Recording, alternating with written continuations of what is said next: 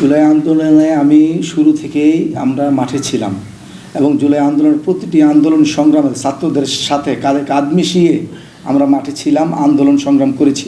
আমরা দেখেছি আপনার ছাত্র জনতার উপরে গণ উদ্ধারের ছাত্র জনতার উপরে কীভাবে অমানসিক অত্যাচার করে গুলি করেছে, ওগুলি প্রতিহত করার জন্য আমরা শহীদ প্রেসিডেন্ট জিয়াউর রহমানের আদর্শকে বুকে ধারণ করে আমরা অল টাইম রাজপথে ছিলাম এবং আমার সহযোদ্ধারাও অনেক গুলিবিদ্ধ হয়েছে।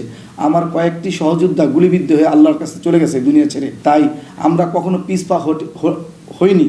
আমরা অল টাইম আমরা জোয়ারের মতন আমরা মাঠে ছিলাম, ছাত্রদের কাঁধে কাঁধ মিশিয়ে আমরা আন্দোলন সংগ্রামে ছিলাম। 5ই আগস্টে আমরা প্রথমেই বিএনএস সেন্টার থেকে ব্যারিকেড ভেঙে আমরা দিকে রওনা দিয়েছি, গণভবনের দিকে রওনা দিয়েছিলাম এবং আমরা তখন আমাদেরকে সহযোগিতা করেছিল সেনাবাহিনী।